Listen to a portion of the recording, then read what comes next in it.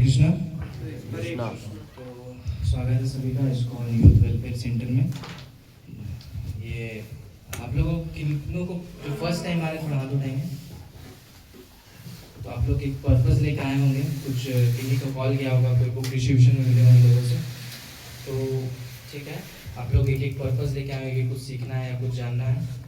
तो आप लोग बिल्कुल सही जगह पे। ये वंस इन अ वीक होता है, स्पेशली यूथ के लिए। यूथ के लिए इसलिए क्योंकि मोस्टली 60% ऑफ यूथ हमारा है इंडिया में, ठीक है। और सबसे ज़्यादा मिसगाइडेड यूथ है, जो एडिक्टेड है बहुत चीज़ों से, डेस्टिनी पे बिलीव नहीं करता, सोचता है भगवान का कोई रोल ही नहीं है उसमें। बहुत लोग हम लोग सोचते थे, अभी बहुत कोई यहाँ जो बैठे हैं सोचते हैं। तो प्रभु जी हैं, इनका नाम है विवेक गौर, हिज ग्रेस विवेक गौर हरि प्रभु जी। तो ये इन्होंने बीटेक अपना कंप्लीट किया है बीआईटी सिंधरी से। ये एक्स फैकल्टी हैं आकाश में, नीट और आईआईटी जेई को स्टूडेंट्स को पढ़ाते थे। और अभी करेंटली प्रभु जी रांची में आईआईटी जेई के स्टूडेंट्स और नीट के स्टूडेंट्स को पढ़ाते हैं। तो हम लोग एक मेंटालिटी लेके चलते हैं ना कि लोग कुछ नहीं कर पाते तो साधु बन जाते हैं, ऐसा नहीं होता है। There are some successful people who have chose the path of spirituality, ठीक है। और ऐसा नहीं कि वो लोग सक्सेसफुल होने के बाद चुने, बहुत लोग सक्सेसफुल होने के बाद चुनते हैं, बहुत लोग पहले भी चुनते हैं and they achieve something big. ऐसा नहीं कि स्पिरिचुअलिटी कोई बोगस नहीं है, बकवास नहीं है, ऐसा कुछ नहीं होता, ठीक है। तो प्रभु जी हम लोग को संग देने के लिए आए हैं एंड क्लास बहुत अच्छा होने वाला है, ठीक है। आप लोग बहुत कोई फर्स्ट टाइम आए होंगे, फ़ोन आप लोग साइलेंट कर लीजिए हो सकता है तो। एंड प्लीज़ नोट्स बनाइए, एक दो पॉइंट भी आपको बहुत कुछ सिखा सकता है। और उसके बाद आपके लिए बहुत कुछ प्रिपेयर्ड है, बाहर बुक्स है, बहुत चीज़ आप आज सीखेंगे। तो प्रभु जी का हम लोग स्वागत करेंगे बार हरे कृष्ण महामंत्र से, ठीक है। जोर से सब लोग बोलिएगा हरे कृष्णा कृष्णा कृष्णा हरे हरे, हरे राम राम राम हरे हरे।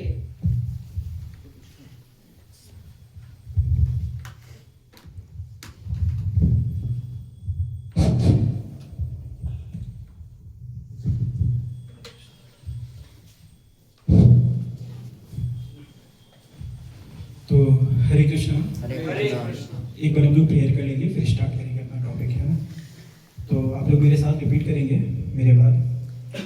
नमो विष्णुपादाय, नमो विष्णुपादाय, कृष्ण पृष्ठाय भूतले, कृष्ण पृष्ठाय भूतले, श्रीमते भक्ति वेदांत, श्रीमती भक्ति वेदांत स्वामी नीति नामिने, स्वामी निधि नामिने, नमस्ते सारस्वते देवी, नमस्ते सरस्वते देवे, गौरवाणी प्रचारिणे, गौरवाणी प्रचारिणे, निर्विशेष शून्यवादी, निर्विशेष शून्यवादी, पाश्चात्य देश तारिणे, पाश्चात्य देशकारिणे। जय श्री कृष्ण चैतन्य, जय श्री कृष्ण चैतन्य, प्रभु नित्यानंद, प्रभु नित्यानंद, श्री अद्वैत गदाधर, श्री अद्वैत गदाधर, श्रीवासादि गौर भक्त वृंद, श्रीवासादि गौर भक्त वृंद। हरे कृष्णा कृष्णा कृष्णा हरे हरे, हरे राम राम राम हरे हरे। हरे कृष्णा। तो जैसा कि आप लोग देख रहे हैं स्क्रीन पे, आज का टॉपिक है फ्री विल वर्सेस फेट, या फिर यूं बोले फ्री विल वर्सेस डेस्टिनी। तो सबसे पहले हम लोग समझेंगे कि ये फ्री विल का मतलब क्या है, डेस्टिनी का मतलब क्या है। उसके बाद कुछ अपन कोरिलेट करेंगे, इन दोनों में अंतर क्या है और हमारे काम का कौन सा चीज है ना।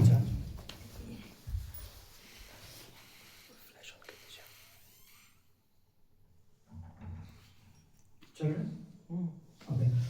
तो सबसे पहले अपन बात करते हैं फ्री विल के बारे में। ये फ्री विल का क्या मतलब होता है? फ्री विल का मतलब होता है इच्छा, कि हमारी इच्छा क्या, हमारी चाह क्या, हमारी आकांक्षा क्या है। लाइक आप देखेंगे इस दुनिया में ना बहुत तरह के लोग हैं, जैसे स्पेशली दो टाइप के आप देखेंगे। कुछ लोग होते हैं जो ये मानते हैं कि देखो हमारे जीवन में मुझे जो भी अचीव करना है ना, वो मेरे दम पे डिपेंड करता है। जैसे आप में से कुछ लोग जेई का प्रिपरेशन कर रहे हैं, कुछ लोग नीट का कर रहे हैं, कुछ लोग बैंकिंग एसएससी। तो कुछ लोगों को लगता है देखो सर, अगर हम लोग पढ़ाई करेंगे ना, दिन रात पढ़ेंगे ना, तो आईआईटी निकलेगा तय है, इसको कोई रोक नहीं सकता है। तो बहुत पैशनेट रहता है कि मैं करूंगा हो जाएगा। इनको बोलते हैं किस पे भरोसा करने वाले लोग हैं, ये फ्री विल पे। अपनी इच्छा पे भरोसा करते हैं, अपनी मेहनत पे भरोसा करते हैं। वो कोई डेस्टिनी या भाग्य या किस्मत या भगवान को नहीं मानते। उनको लगता है मैं मेहनत करूंगा होगा, मैं मेहनत नहीं करूंगा नहीं होगा। ठीक है, अच्छा, अब इसके कुछ फायदे हैं, कुछ नुकसान है। लाइक फायदे क्या है, आप देखेंगे जो खुद के दम पे भरोसा करते हैं ना, वो कभी लेजी नहीं हो सकते, क्योंकि उनको पता है कि देखो अगर मुझे कोई चीज अचीव करना है ना, तो मेहनत तो करना ही पड़ेगा। तो मैं नहीं सो सकता 10 घंटे, मुझे मस्ती नहीं करनी, मेरे को पढ़ाई करना है, क्योंकि मैं करूंगा तभी रिजल्ट आएगा। तो वो लोग कभी लेजी नहीं होते, वो ओवर पैशनेटेड होते हैं हमेशा, वो कभी टाइम वेस्ट नहीं करते। तो फ्री विल वालों का ये फायदा है, ओवर पैशनेटेड होना, लेजी नहीं होना। पर जैसा कि आप जानते हैं कि हर चीज के कुछ फायदे हैं, कुछ नुकसान है। तो इसका नुकसान भी है। नुकसान क्या है, जो बच्चे ये मानते हैं कि मैं करूंगा तभी होगा, उनका नुकसान ये है ना कि अगर गलती से भी किसी फैक्टर के कारण अगर उनका आईआईटी नहीं निकलता है या वो सक्सेसफुल नहीं हो पाते हैं, तो फिर वो खुद को गुनहगार समझने लगते हैं। उनको लगता है कि मैं तो बेकार हूं, मेरे से तो हुआ ही नहीं, अरे क्या फायदा 10 घंटे पढ़ने का, फाइनली आईआईटी का तो रिजल्ट हुआ नहीं, मैं तो बैंकिंग क्लियर कर नहीं पाया, तो इतना मेहनत करने का क्या फायदा हुआ।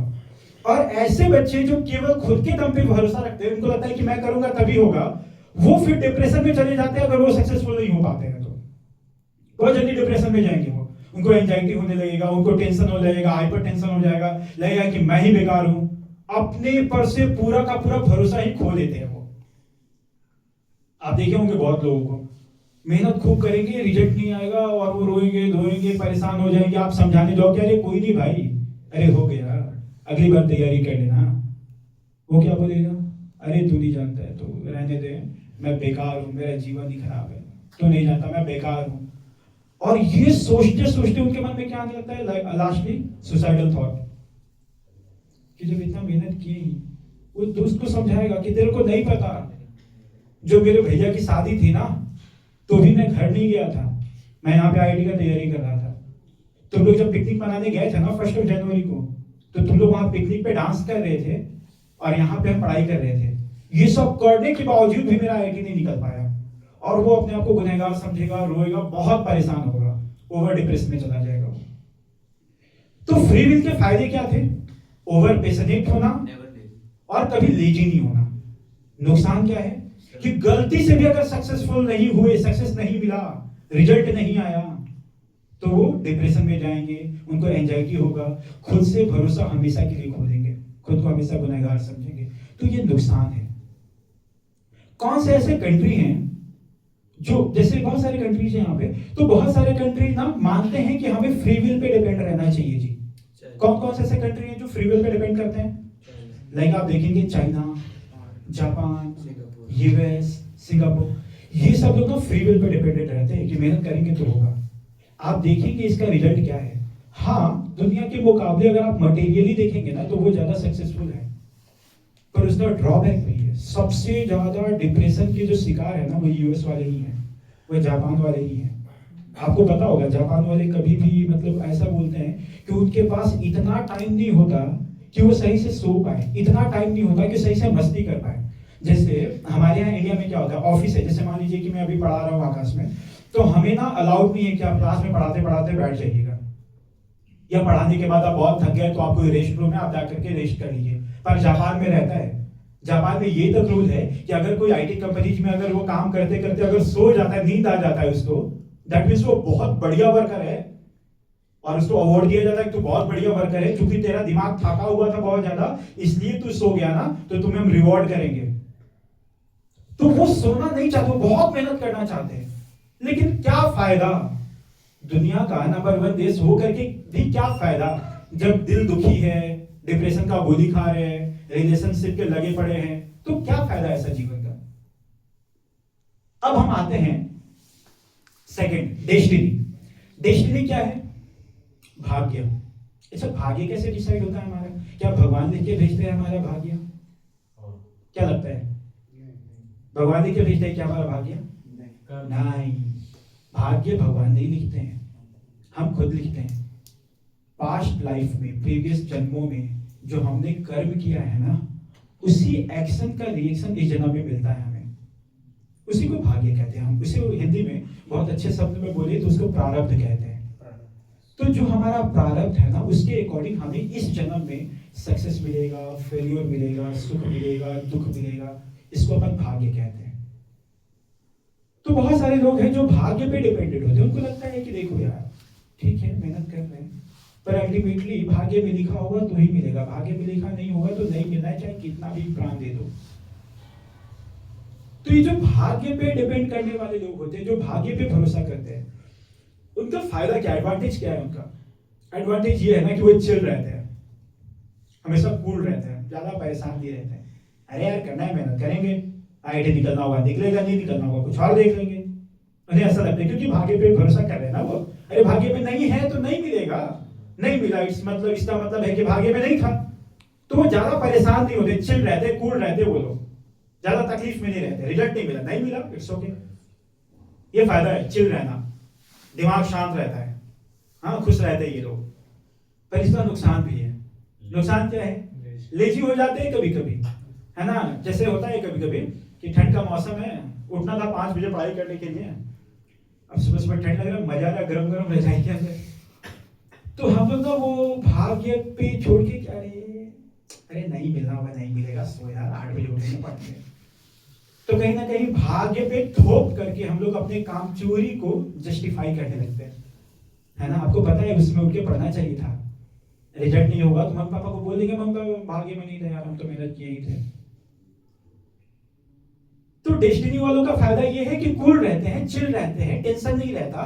पर नुकसान है कि वो लेजी हो जाते हैं, कामचोर हो जाते हैं और उसको जस्टिफाई करते हैं भाग्य के बारे में बोल करके कि भाग्य में नहीं था। तो दोनों के कुछ ना कुछ फायदे हैं, कुछ ना कुछ नुकसान है। अच्छा, ये जो भाग्य वाला देश है ये कौन कौन है? जैसे मैं आपको बताता हूँ, आइसलैंड, ग्रीनलैंड, फिनलैंड, ये हमारे भूटान। आप देखेंगे ये लोग मटेरियली ज्यादा सक्सेसफुल नहीं है, पर हैप्पीनेस इंडेक्स आपको शायद पता होगा, एक हैप्पीनेस इंडेक्स भी होता है जिसमें पता चलता है कौन कौन सा देश खुश है, और बहुत सारे फैक्टर होते हैं उसमें भी। तो हैप्पीनेस इंडेक्स में ना ये सारे देश बहुत आगे आते हैं, बहुत खुश रहते हैं लोग, बहुत चिल रहते हैं ये लोग, पर मटेरियली ज्यादा सक्सेसफुल नहीं है। अब इनका नाम बहुत चीजों में देखें, टेक्नोलॉजी में बहुत आगे नहीं है, मिलिट्री में बहुत आगे नहीं है, पर खुश हैं। तो दोनों के कुछ ना कुछ फायदे हैं, कुछ ना कुछ नुकसान है। तो सबसे एक बार फिर से अपन रिवीजन करते हैं, और कहीं ना कहीं देखो हम लोग यहाँ पे ना मतलब सीखेंगे बेसिकली कुछ ऐसा प्रवचन टाइप की। हाँ प्रभु जी बोलो आप, हम सुनेंगे, लास्ट में नाचेंगे, कीर्तन करेंगे, प्रसाद खाएंगे, जाएंगे, नहीं हमें ऐसे नहीं सीखना है। हमें सीखना है यहाँ पे, जेहन में डालना है, फिर दिल में डालना है ना। तो अपन रिवीजन करते चलेंगे। क्योंकि मैं फिजिक्स का टीचर हूँ तो मेरी आदत है ऐसे बीच बीच में रिवीजन कराते रहना, है ना, क्योंकि आपको याद ही नहीं रहेगा तो फिर क्या मतलब। तो एक बार फिर से देखते हैं, फ्री विल वर्सेस डेस्टिनी में फ्री विल में क्या समझे हम लोग? हमारे इच्छा पे डिपेंड करना, अगर हम मेहनत करेंगे तो होगा। फायदे क्या है इसके? ओवर पैशनेट होना, लेजी नहीं होना। नुकसान क्या था इसका? डिप्रेशन में चले जाएंगे, एंजाइटी होगा, हमेशा मतलब खुद पे सारा भरोसा ही खो बैठेंगे, है ना, यस, दुखी रहेंगे हम लोग। अच्छा, दूसरा पक्ष क्या था? डेस्टिनी। डेस्टिनी मतलब हम लोग अपने पूर्व जन्म के कर्मों पे विश्वास करते हैं, भाग्य पे विश्वास करते हैं, कहीं ना कहीं भगवान पे विश्वास करते हैं। इनके फायदे क्या, एडवांटेज क्या है इनके? चिल रहते हैं, कूल रहते हैं। नुकसान क्या है इसका? लेजी हो जाते हैं, अपने काम चोरी को भाग्य पे टाल देते हैं, है ना। अच्छा, अपन कंट्रीज की भी बात की, जैसे यूएस हो गया, ऑस्ट्रेलिया हो गया, ये सब फ्री विल वाले हैं। भूटान हो गया, आइसलैंड हो गया, ये लोग डेस्टिनी वाले लोग हैं। अब आता है हमारे देश की बात। हमारा जो देश है भारत, इंडिया, वो किसको फॉलो करता है? किसको किसको लगता है हमारा इंडिया फ्री विल को फॉलो करता है? एनीवन? नहीं, वोट कम पड़ रहा है तो नहीं हाथ उठाएंगे, ऐसा नहीं। आपको जो लगे बोलिए ताकि अपन डिस्कशन कर सके पॉजिटिवली। फाइन, एक और कोई वोट बढ़ रहा है भाइयों? एक आध और कोई? बढ़िया। किसको किसको लगता है वो इंडिया जो है वो डेस्टिनी पे भरोसा करता है? हाँ, वोट बहुत ज्यादा है, बाकी लोग भी ये बढ़िया। वास्तविकता में क्या है? इंडिया ना तो डेस्टिनी पे भरोसा करता है, ना तो फ्री विल पे, या यूं बोले दोनों पे भरोसा करता है, बीच बीच में आता है। कैसे? ये कैसे पता चलेगा? ये हम लोग को पता चलेगा एक स्टोरी से। वो स्टोरी क्या है? देखिए आपके स्क्रीन पे दिख रहा है, story of Garuda and bird. ये क्या है? एक स्टोरी से बात करेंगे और फिर हम लोग देखेंगे कि इंडिया आखिर किसको फॉलो करता है। तो हुआ क्या, शास्त्र में एक स्टोरी आता है बहुत बढ़िया सा, आप ध्यान से सुनेंगे, बड़ा अच्छा लगेगा आपको। एक बार क्या होता है, एक छोटी सी पक्षी रहती है, स्पैरो। स्पैरो जानते हैं आप जी। तो वो ना समंदर के किनारे रहती थी। तो समंदर के बाजू पे किनारे में ही 2 अंडे दी, ठीक है। अब डेली सेवा करती थी, जाती थी, बैठती थी, बहुत ख्याल रखती थी, प्यार करती थी, क्योंकि उसी से उसके बच्चे निकलने वाले थे। एक समय ऐसा हुआ कि वो खाने के तलाश में उड़ी, कहीं गई, और उसी दिन बहुत तेज समंदर में लहर आया और अंडा को लेकर के समंदर के अंदर ले चला गया। अब जब ये बर्ड आई तो परेशान हो गई, क्या रे मेरे बच्चे कहाँ गए, मेरे अंडे कहाँ गए, मैं इतने दिनों से सेवा कर रही हूँ। और वो देख करके परेशान हो जाती है, खूब ढूंढती है, पर वो अंडे मिलते नहीं, और फाइनली वो खूब रोने लगती है। जब ध्यान से जाकर के उस पोजीशन को देखती है जहां पे उनका अंडा था, तो देखती है कि अरे पानी का लहर तो यहां तक आया हुआ है। दिस मींस व्हाट, कि कहीं ना कहीं लहर आया और मेरे अंडों को लेकर चला गया। मतलब ये समंदर जो है ना, ये मेरे बच्चों को किडनैप कर ली है। और वो समंदर पे लगी बरसने क्या, पहले तो बड़े प्यार से वो रिक्वेस्ट करती है कि देखो समंदर देवता, प्लीज आप मेरे बच्चों को दे दो, मेरे लाल, मेरे पीले, मैंने बड़ा प्यार किया उनसे और आप लोग छीन लिए। तो बहुत कोशिश करती है, बहुत मतलब रिक्वेस्ट करती है कि प्लीज मेरे अंडे दे दो, मेरे अंडे दे दो, बहुत मेहनत करती है, बहुत रिक्वेस्ट करती है। पर समंदर कहाँ सुनने वाला है, छोटी सी बर्ड है, ठीक है, भूल जाएगी, समंदर कोई रिप्लाई नहीं कर रहा। अब धीरे धीरे धीरे धीरे इसका जो ममता था ना बर्ड का, वो गुस्से में परिवर्तन होने लगा। वो गुस्साने लगी कि देखो मैं प्यार से बोल रही हूं, अगर मेरे अंडे नहीं दोगी तो मैं बर्बाद करके रख दूंगी तुम्हें। ये समंदर का पुराना कहानी है, वो इज्जत से बात नहीं मानता है। रामायण के टाइम में भी आप देखेंगे आसानी से राम जी इतना रिक्वेस्ट किए, पूजा पाठ किए, माना नहीं समंदर। फिर जैसे भगवान उठाए धनुष कि तुम्हें अभी सुखा देंगे, तो फिर वो अपने औकात पे आया, है ना। तो एक्चुअली में समंदर का है ये। तो यहाँ पे भी समंदर ज्यादा सीरियसली अंडे को ले नहीं रहा, सॉरी बर्ड को सीरियसली नहीं ले रहा। पर बर्ड गुस्सा के बोले कि देखो मेरे अंडे दे दो, अगर तुम मेरे अंडे नहीं दिए तो मैं तुम्हें सुखा दूंगी। अब मनी मन समंदर स्माइल कर रहा होगा कि ये छोटी सी बर्ड ये मेरे को सुखाएगी। वो कोई रिस्पॉन्स नहीं दे रहा है वो, और ये लगी हुई है गुस्सा में कि मेरे अंडे वापस कर दो वरना मैं तुम्हें सुखा दूंगी। अब समंदर जब कुछ रिप्लाई नहीं किया बहुत देर तक, तब ये जो बर्ड है वो क्या करने लगी, वो बोली कि मैं तो सुखा के रहूंगी। और वो क्या करती, ऐसे जाती समंदर के अंदर में और चोंच में पानी भरती, और चोंच में पानी भी भरती, और जो उसके जो फीलर जो पंख हैं वो ऐसे पानी में डूबी थी, तो कुछ ना कुछ तो वाटर ड्रॉपलेट चिपकेंगे ना, और ऐसे समंदर के बाहर जाती और ऐसे झाड़ देती। दैट मींस वो क्या करना चाह रही है कि जाएंगे, पानी निकालेंगे, बाहर खाली कर देंगे तुमको। समंदर को लगा कि भाई बच्ची तो है पर जज्बा तो है इसमें, कोशिश तो की अपने पंख से मेरे को खाली करने का, अपने चोंच के वॉल्यूम से खाली करने का। खैर समंदर अभी भी कोई सीरियसली नहीं ले रहा, और ये बर्ड बहुत सीरियस थी। वो बार बार समंदर के अंदर जाए, ऐसे पानी ले और बाहर आओ और ऐसे पंख से झाड़ दे, और ऐसे बहुत फास्ट रेट में करने लगी वो। समंदर भी मजे ले रहा है कि हाँ देख ही लेते हैं तुम्हारा क्या कर लेते हो तुम। तो जब ये ऐसे कर रही थी तो इस बर्ड की एक फ्रेंड थी, वो भी कहीं घूमने जा रही होगी मे बी। तो देखिए ये अपने फ्रेंड को क्या रही है, क्या कर रही है, ये बार बार समंदर के अंदर जा रही है, बाहर आ रही है, ये बार बार नहा रही है, क्या पागल हो गई है क्या, ये ठंड का मौसम है, ठंड मार देगा, क्या हो गया इसको। तो जाती है और पूछती है कि अरे क्या हो गया तुम्हें, तुम ये बार बार पानी के अंदर क्यों जा रही हो और बाहर आगे से पानी क्यों छाड़ रही हो। तो वो अपना काम रोकी नहीं, वो ऐसा करती रही मछली, और करते करते वो बोलती है कि देखो ये जो समंदर है ना ये बहुत बदमाश है, इसने मेरे अंडे ले लिए, मैं रिक्वेस्ट करी हुई दे ही नहीं रहा है। वो मेरे बच्चे थे ना, मेरे बच्चों को कैसे किडनैप कर सकता है ये दे नहीं रही है, ये दे नहीं रहा है मेरा बच्चा, मेरा अंडा दे नहीं रहा है। मैं बहुत रिक्वेस्ट करके देखी, माना नहीं, तो अब मैं इसको पनिश करूंगी। कैसे पनिश करूंगी, मैं इसको सुखा दूंगी। जैसी बोलती मैं इसको सुखा दूंगी, तो इसके जो फ्रेंड रहते हैं वो हंस देती है, अरे मासूम तुम्हें नहीं पता ये समंदर बहुत बड़ा है, तुम नहीं सुखा पाओगी, तुम इसको ड्राई नहीं कर पाओगी, तुम अपने चोंच के वॉल्यूम से पानी निकाल करके इसको खाली नहीं कर पाओगी। तो मैं तुम्हें सलाह देता हूं, मैं तुम्हें एडवाइस देता हूं या देती हूं कि तुम ये मत करो, ये मेरा सलाह है, रहने दो, तुम भूल जाओ, कभी और बच्चे पैदा कर लेना, भूल जाओ पुराने वालों को, ये मेरा सलाह है। तो बर्ड जो लगातार जा रही थी, आ रही थी, वो ऐसे देखती अपने फ्रेंड की तरफ, और देख करके गुस्से में बोलती है, देना है तो साथ दो, सलाह नहीं। तो उसकी फ्रेंड बोला, अरे क्या बोली, फिर से बोलो। तो फिर से बोलती है एकदम राइमिंग में से, सलाह नहीं साथ चाहिए। क्या बोलती है? सलाह नहीं साथ चाहिए। तो इसके दोस्त लोग कि ओए तेरी, शी सो सीरियस, इतना मतलब एग्रेसिव में बोली सलाह नहीं साथ चाहिए, और इसकी आंखों में वो गुस्सा और अपने बच्चों के लिए वो ममता दिखाई दे रहा है।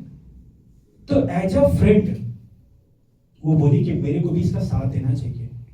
भले ही मैं जानती हूँ कि शायद ये प्रोजेक्ट पूरा नहीं हो पाएगा, समंदर खाली नहीं होगा, पर मेरी फ्रेंड का साथ देना मेरा धर्म है। जैसे लड़कों में एक्चुअली ऐसा होता है ना कि कभी तो मारपीट कर लिए कहीं और बोला कि भाई अरे पंगा हो गया, आजा यहाँ पे, बताते लोगों को।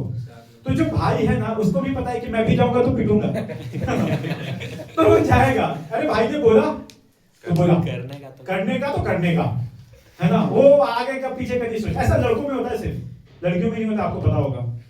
लड़कियों में क्या ना जस्ट उल्टा। ये बहुत अच्छी बात है हम लड़कों में कि लड़के ना सामने जो बोलते हैं ना वो दिल में ज्यादा कुछ नहीं रहता, वो जो कोई मुंह पे बोलेंगे। लड़के मुंह पे गाली गलौज कर लेंगे आपस में, पर दिल में नफरत नहीं रहता है। लड़कियों का जस्ट उल्टा रहता है। लड़कियां मिलेंगे बड़े प्यार से बातें, ओए hi hello how are you, so pretty you know, बहुत प्यारी लग रही हो, और जैसे निकलेगी चुड़ैल ऐसा हम भाइयों में नहीं होता है ना। मुंह के सामने वो आपको कुछ भी अभद्र बोल सकता है, पर जैसे आपसे दूर जाइएगा ना वो दूसरों के सामने आपका तारीफ करेगा, भाई था मेरा, अरे चलता है हमारे अंदर। लेकिन यहाँ पे चिड़िया के बीच में भी हम लड़कों की तरह रिलेशन था। तो चिड़िया बोली कि मेरी जो बहन है, जो मेरी फ्रेंड है, वो सीरियस है, तो मैं इसका साथ दूंगी, भले ये प्रोजेक्ट कंप्लीट ना हो पाए। और वो भी वैसे ही करने लगी जैसे पुराने वाली चिड़िया कर रही है। वो भी जाए चोच में पानी भरे, पंखों में पानी लेके बाहर झाड़ दे। अभी दोनों कंटिन्यू कर रहे हैं ऐसा।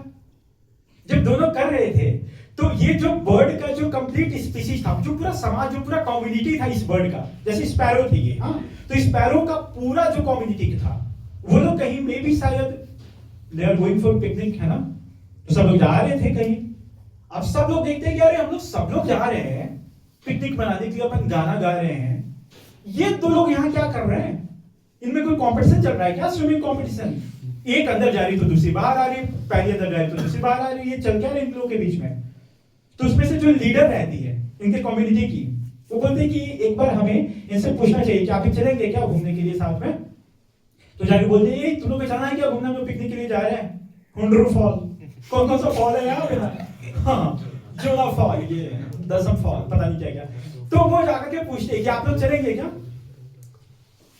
तो जो फास्ट रेट में ये दोनों कर रहे थे ना, वो जो मेन वाली बर्ड थी, पहले वाली जिसके अंडे खोए थे, वो तो करते रहती है। जो दूसरी वाली रहती है वो बताती है कि देखो भैया ऐसा प्रॉब्लम है ना कि इसका जो अंडा था ये समंदर किडनैप कर लिया और ये समंदर वापस नहीं कर रहा है, तो हम लोग इसको चैलेंज किए समंदर को कि तुम्हें सुखा देंगे क्योंकि ये हमारा रिक्वेस्ट मान नहीं रहा है। सारा कहानी बता दी बेसिकली। तो जैसे ये लीडर सुनता है कि अच्छा तुम दोनों खाली कर दोगे, सच में मैं नहीं मानता।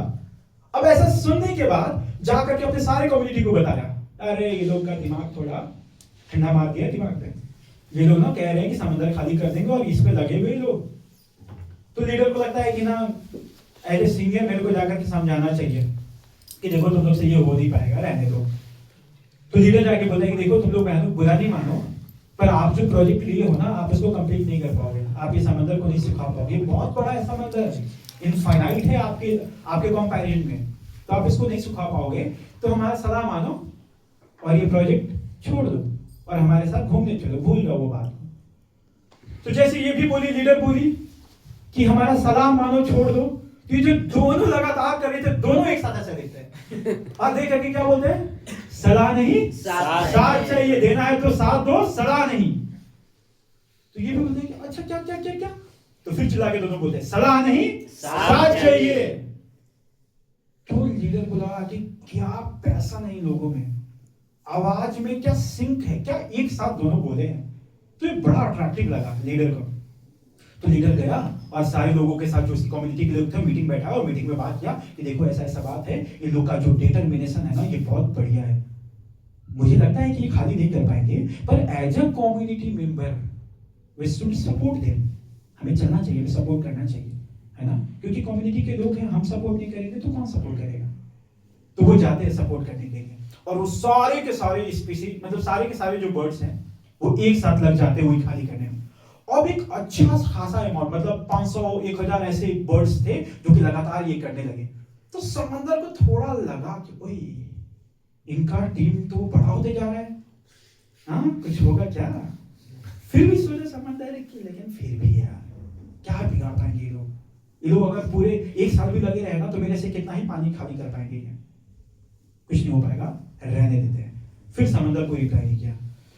जब ये पूरी की पूरी कम्युनिटी लगी हुई थी लगातार ऐसे, तो बाकी जो स्पीसीज के बर्ड थे, मतलब जो सपोज ईगल, पैरोट, ये सब जो स्पीसीज के बर्ड थे, वो लोग जा रहे थे कहीं, वो लोग देखे कि अरे ये स्पैरो कम्युनिटी के सारे लोग एक साथ क्या कर रहे हैं इसमें ऐसे, ये क्या महाकुंभ चल रहा है क्या इनका, ये एक साथ डुबकी लगा रहे हैं ये। तो फिर इनमें से एक निकल के आता है, जो बाकी सारे स्पीसीज वाले, वो जाकर के पूछते हैं कि बहनों क्या कर रही हो आप लोग, क्या चल क्या रहा है आप लोग का, कोई कंबाइंड ऐसे यज्ञ वगैरह कुछ चल रहा है क्या जिसमें आपको स्नान करके जाना है, स्नान करके भी जाना है तो एक बार करके फिर दोबारा क्यों जा रहे हो इसमें। तो उसमें से एक निकलती है और बोलती है कि नहीं हम लोग कोई यज्ञ नहीं कर रहे हैं, हम लोग युद्ध कर रहे हैं इस समंदर के खिलाफ। पूछते युद्ध कर रहे हो, किस बात का युद्ध भैया, क्या चल रहा है यहाँ पे। तो बताती है कि देखो ऐसा ऐसा बात है, ये जो अंडे थे उसको समंदर ले लिया, ये रिक्वेस्ट की नहीं मानी, तो हम लोग 2 लोग हैं, उसके बाद पूरी कम्युनिटी हम लोग हेल्प करें, समंदर को सुखा देंगे। तो ये जो लीडर्स ने इस बार उसको लगा कि अरे ये बड़े मासूम बर्ड्स हैं, ये पूरा का पूरा समाज ही पागल हो गया क्या। तो जा करके बाकी बर्ड्स से उन्हें बात की, अरे ये पूरा का पूरा कम्युनिटी का ही दिमाग खराब हो रखा है जी, ये लोग बोलते समंदर खाली कर देंगे, क्या चल रहा है ये। आप लोग प्लीज थोड़ा ध्यान से सुने, हाँ बात नहीं करिए, बस क्या है ना थोड़ा माइंड डिस्ट्रैक्ट हो जाता है, तो आप थोड़ा फोकस करिए, कुछ देर की बात है। खैर तो ऐसे वो जाकर के आपस में बात करते हैं कि लोग समंदर खाली करने की बात कर रहे हैं, ये तो होगा नहीं इनसे। तो सब जाकर के एक साथ ऐसे पूरा घेरा लगा लेते हैं और बीच में ये लोग कर रहे हैं अपना। तो घेरे लगा करके सब लोग पूछते हैं कि अरे रहने दो भैया, रहने दो, तुम लोग से नहीं हो पाएगा, क्या कर रहे हो, ये छोड़ दो, समंदर खाली नहीं कर पाओगे आप लोग, तो हमारा सलाह मानो, छोड़ दो।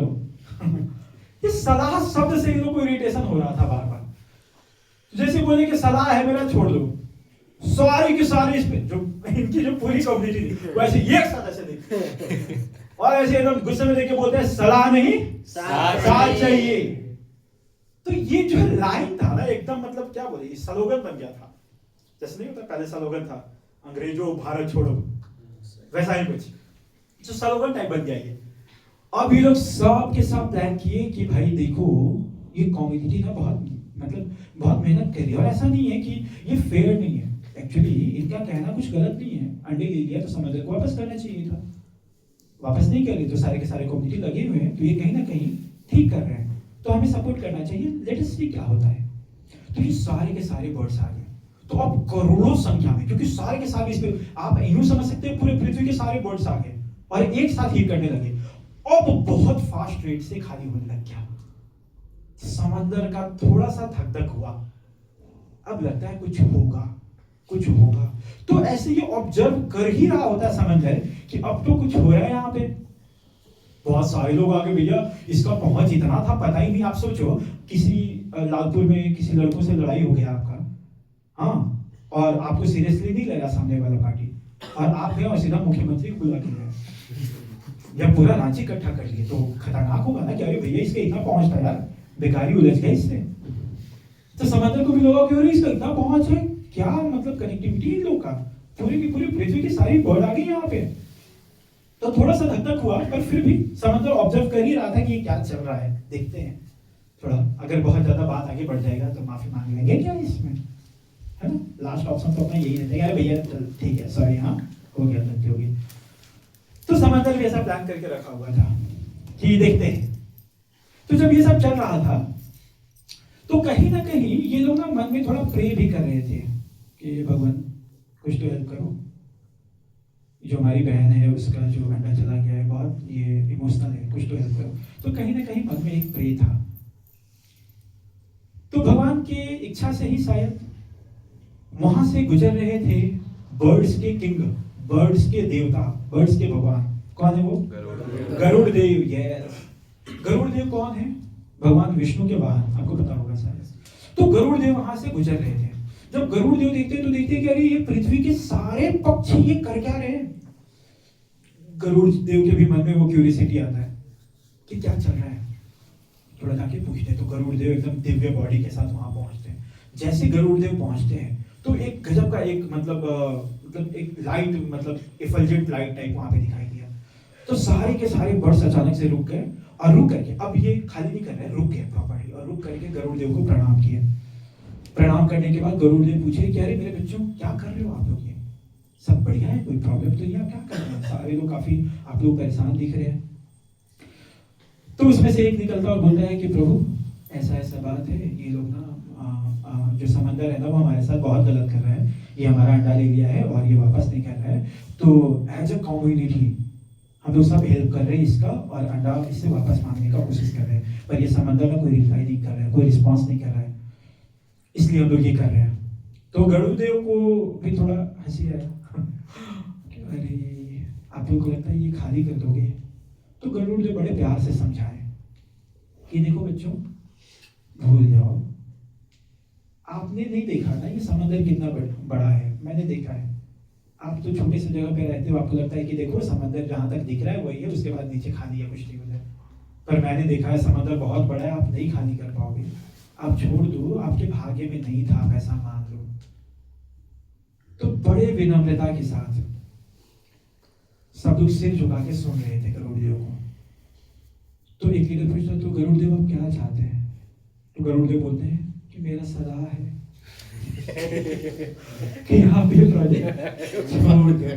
अब एकदम विनम्रता के साथ हाथ जोड़े हुए, ऐसे ऊपर इस पर गुस्से में देखे नहीं, ऐसे आंख झुकाए और बोले, गरुड़ देव आप हमारे प्राण हैं, आप हमारे स्वामी हैं, लेकिन फिर भी देना है तो सलाह दे। तो जब ये बहुत विनम्रता से, नॉट एरोगेंट वे, बहुत विनम्रता से बोले वो, तो गरुड़ देव को लगा कि अरे यार मेरे बच्चे कितने क्यूट हैं ये। जैसे कोई बच्चा, छोटा सा पुतला बच्चा जब माँ बाप के सामने जाकर के कुछ बोलता है तो कितना प्यारा लगता है, नहीं? तो हम लोग भी बच्चे हैं ना भगवान के सामने। तो गरुड़ देव को लगा अरे मेरा क्यूटी पाई साथ चाहिए, सलाह नहीं, ओके मैं साथ दूंगा आपका। तो गरुड़ देव अपना ताकत दिखाते हैं और बहुत फास्ट रेट से खाली करना चालू कर देते हैं। अब समंदर का लगा कि अब तो गया भाई। अब समंदर पर्सन के फॉर्म में वो बाहर आने ही वाला था कि तब तक गरुड़ देव का कॉल आ गया। किसका कॉल आ गया? विष्णु जी का कॉल आ गया उनको। तो गरुड़ देव बोले कि बच्चों आप लगे रहो, आज इस समंदर को सबक सिखा के रहेंगे।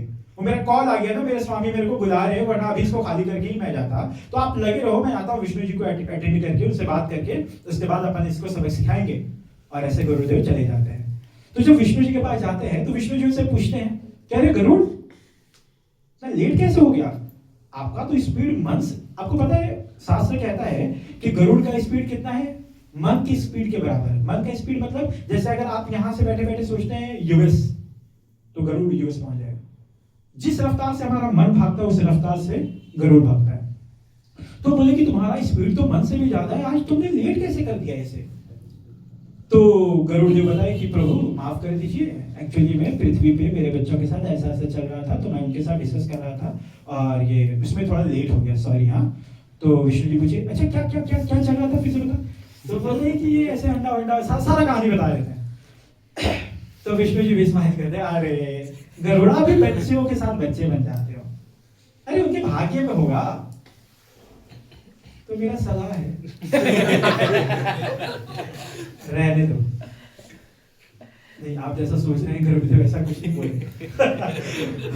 उनके सेवक है ना, तो बड़े प्यार से बोले कि प्रभु एक्चुअली मैंने भी उनको सलाह दिया था, पर अभी मेरे बच्चे हैं ना, मेरी तरफ ऐसे आंखें झुका करके बड़े प्यार से बोले कि देना है तो सलाह। डायरेक्टली बोल नहीं रहे विष्णु जी को, बोलना यही चाह रहे। तो विष्णु जी को लगा कि अरे ऐसा, आपको क्या लगता है गरुड़ देव, आपको साथ देना चाहिए? तो गरुड़ देव बोले जी महाराज, जी प्रभु, मुझे साथ देना चाहिए। मेरे बच्चे हैं ना, वो कष्ट में है, तो मेरा कर्तव्य, मेरा धर्म है उनका साथ देना। तो विष्णु जी बोले कि अगर तुम चाहते हो कि उनका साथ दिया जाना चाहिए तो साथ दिया जाना चाहिए, मैं चलूंगा। अब आते हैं विष्णु जी गरुड़ के साथ बैठ करके और आते सुदर्शन जैसे निकालते हैं वैसे ही समंदर पर्सन के फॉर्म में, पर्सनिफाई में वो आता है सामने और दंडवत कर देता है कि माफी माफी, सॉरी सॉरी, मजाक कर रहा था, जस्ट किडिंग। तो वहां पे फिर फाइनली समंदर बोलता है कि ले लो प्रभु, आप अंडे ले लो। मुझे नहीं पता था कि ये सीधा प्राइम मिनिस्टर को बुला देगी। प्राइम मिनिस्टर से भी बड़े हैं ना, अनंत कोटि के ब्रह्मांड के मालिक हैं भगवान विष्णु, उनको बुला देंगे। तो ऐसे वो माफी मांगती है और उसको अंडे मिल जाता है। सो बेसिकली इस पूरी स्टोरी में अपन क्या सीखते हैं, आप ध्यान से सुनिएगा। लेसन क्या है इसका? लेसन ये है, जस्ट मिनट, हाँ, लेसन ये है कि देखो अगर हम लोग सच में देखें ना तो पक्षियों का जो फ्री विल में उतनी ताकत नहीं थी। ऐसा नहीं था कि वो अपने दम पे समंदर को कभी खाली कर सकते थे, नहीं कर सकते थे वो, लेकिन फिर भी डिटरमाइंड रहे, वो काम करते रहे। तो जब भी हम अपने जीवन में कुछ पाने की पूर्ण इच्छा करते हैं ना और खूब मेहनत करते हैं तो पता है इससे क्या होता है? उस मेहनत के दम पे हमें सक्सेस नहीं मिलता है। जैसे पक्षियों के मेहनत के दम पे उनका अंडा वापस मिलने वाला नहीं था, प्रैक्टिकली पॉसिबल ही नहीं था कि वो समंदर का जल पूरा खाली कर दे। पर इससे हुआ क्या? इससे ये हुआ कि इनके पास गरुड़ देव आए। गरुड़ देव यहाँ क्या रिप्रेजेंट करते हैं? वो गुरु तत्व को रिप्रेजेंट करते हैं, एक गुरु को रिप्रेजेंट करते हैं गरुड़ देव। तो जब हम अपने लाइफ में बहुत मेहनत करते हैं कुछ पाने के लिए तो हमारे मेहनत से जो हमारे गुरु होते हैं ना वो बहुत प्रसन्न होते हैं, जो भी रिलेटेड गुरु है। जब गुरु बहुत प्रसन्न होते हैं ना तो उनका कृपा मिलता है हमें, और जब गुरु का कृपा मिलता है तो भगवान बहुत प्रसन्न हो जाते हैं। जब गुरु को हम लोग खुश कर देंगे ना, उनको प्रसन्न कर देंगे तो भगवान अपने आप ऑटोमेटिकली प्रसन्न हो जाते हैं। फिर भगवान की कृपा से हमें सक्सेस मिलता है, ना कि हमारे मेहनत से। तो इंडिया एक्चुअली इसी को फॉलो करता है। इंडिया क्या करते हैं? क्यों खूब मेहनत करेगा किसी भी चीज को पाने का, और मेहनत करते करते उसका कहीं ना कहीं एक इंटेंशन होगा कि मैं अपने गुरु को प्रसन्न करूं।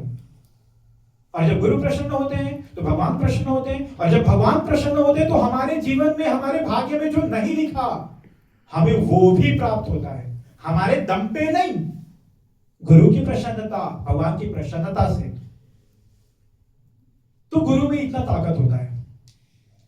तो इंडिया एक्चुअली में हमारा कल्चर यही रहा है कि हम मेहनत करेंगे कि अगर मैं आईआईटी का प्रिपरेशन कर रहा हूं ना तो मैं आईआईटी का प्रिपरेशन करूंगा, पर दिमाग में एक बात ये भी लेके चलूंगा कि देखो आईआईटी का रिजल्ट टोटली मेरे मेहनत पे डिपेंड नहीं करता, ये कहीं ना कहीं मेरे भाग्य पे डिपेंड करता है। तो भाग्य को बदलने का ताकत मेरे अंदर नहीं है, तो अपन मेहनत करेंगे गुरु को प्रसन्न करने के लिए, भगवान को प्रसन्न करने के लिए। अगर भगवान को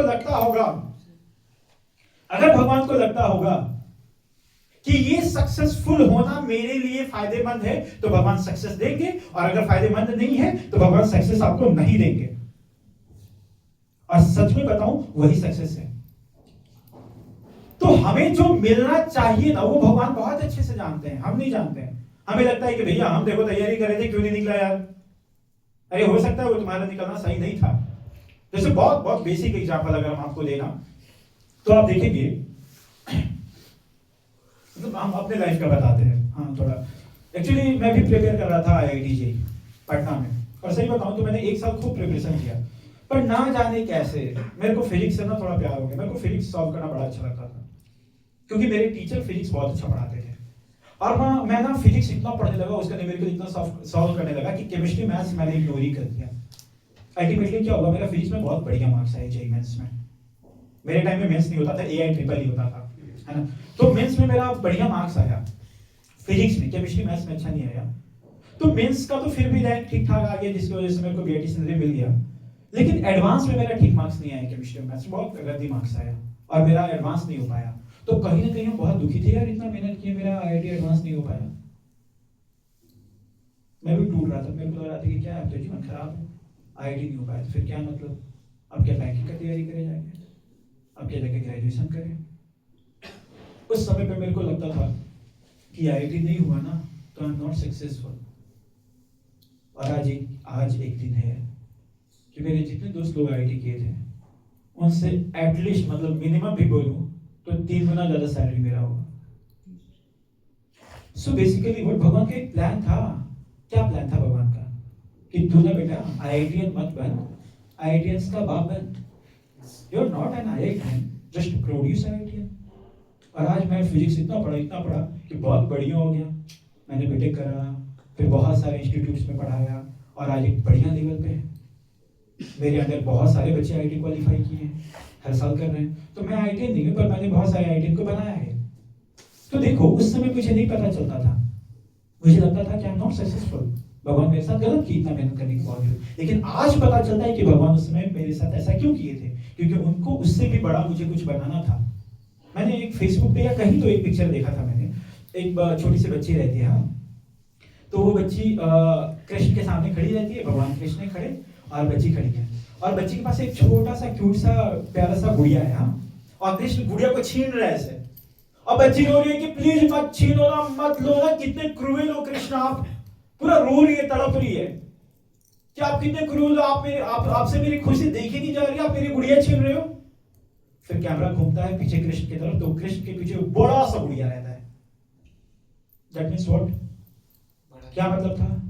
भगवान का प्लान था, कह रही ये छोटा वाला गुड़िया छोड़, मैं तेरे को बड़ा वाला दूंगा। पर वो बच्ची के पास इतनी मैच्योरिटी नहीं थी, उसको नहीं पता था कि जो हमारे जीवन में होता है भगवान की इच्छा से, वो हमारे फायदे के लिए होता है।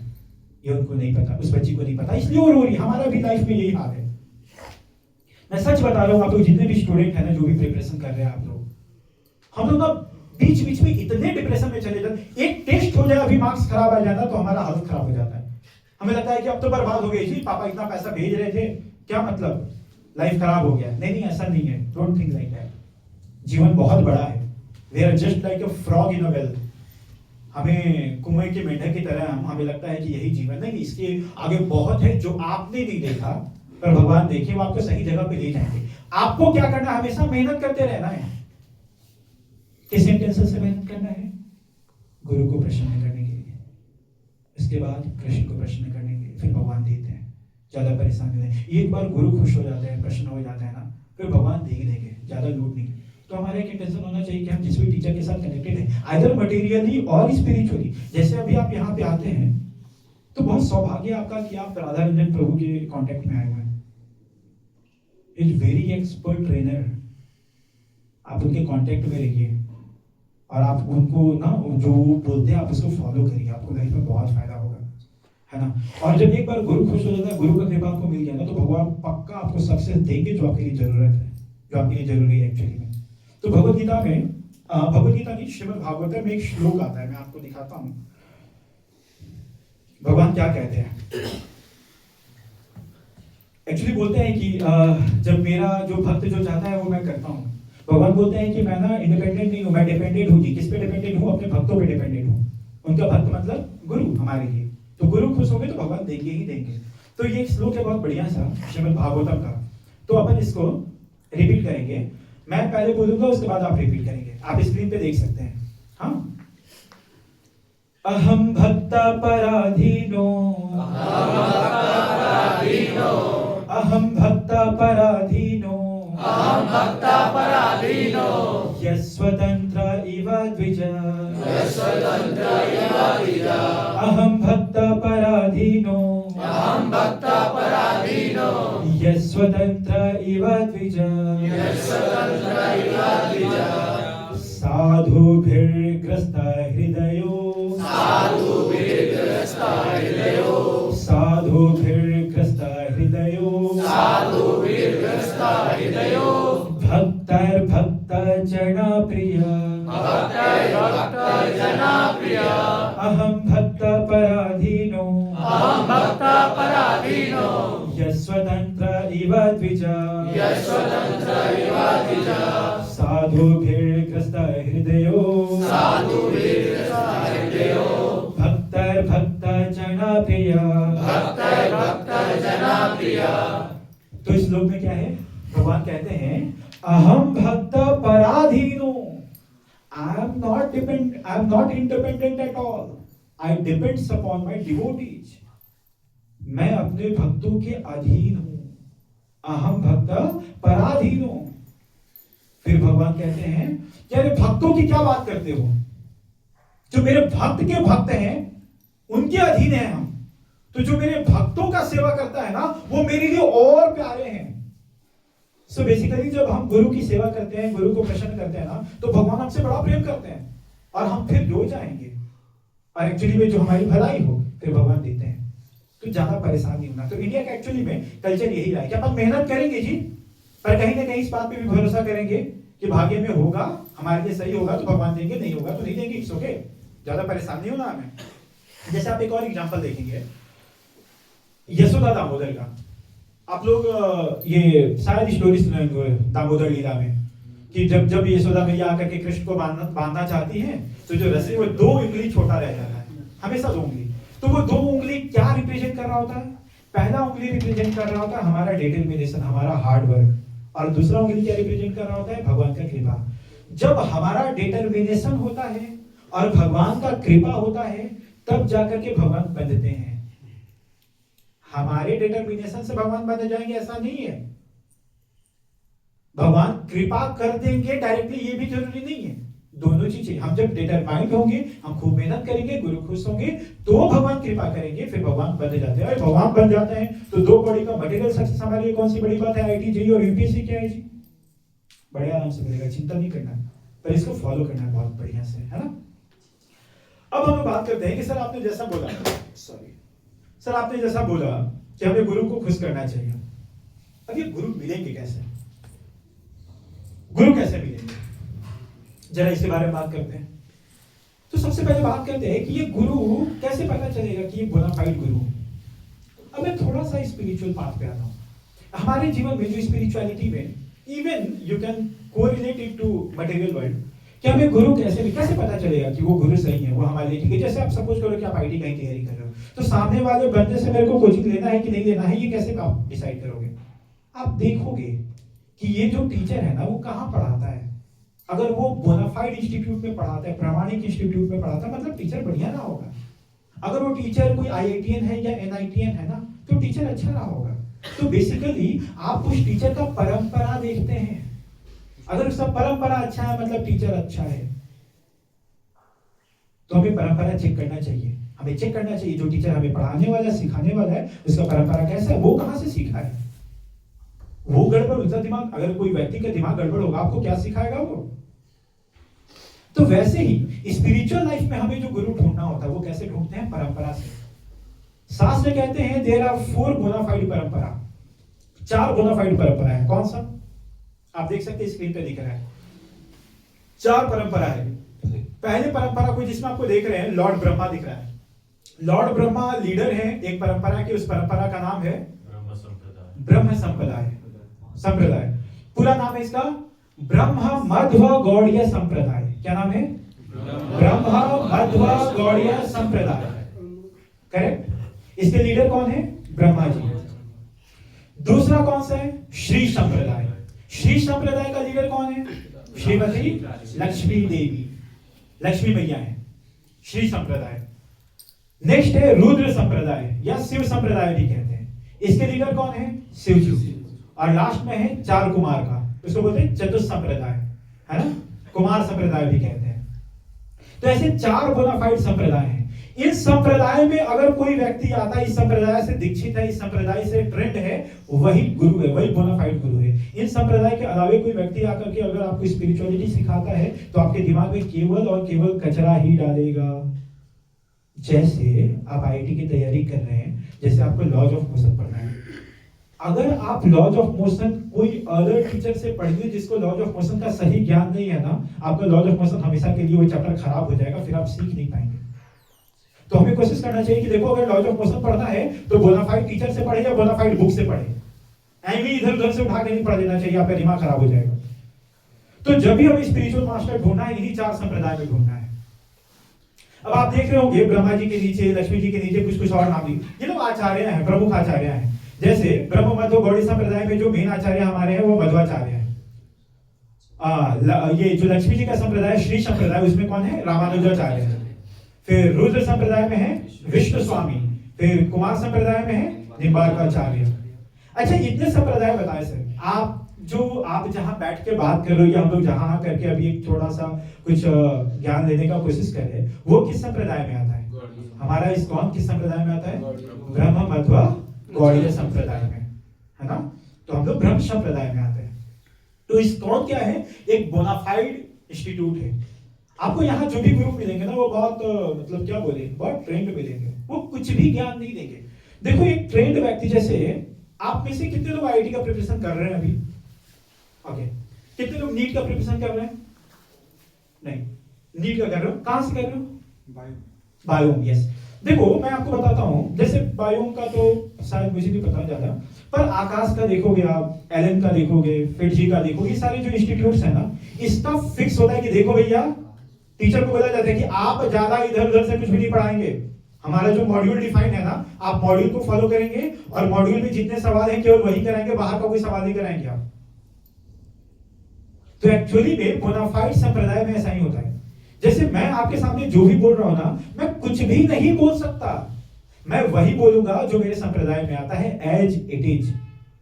क्योंकि मैं अगर अपनी बुद्धि से कुछ भी बोलूंगा तो इट मे बी रॉन्ग, पर जो संप्रदाय से आ रहा है, जो ब्रह्मा जी से आ रहा है और अल्टीमेटली कृष्ण से आ रहा है, वो गलत नहीं हो सकता।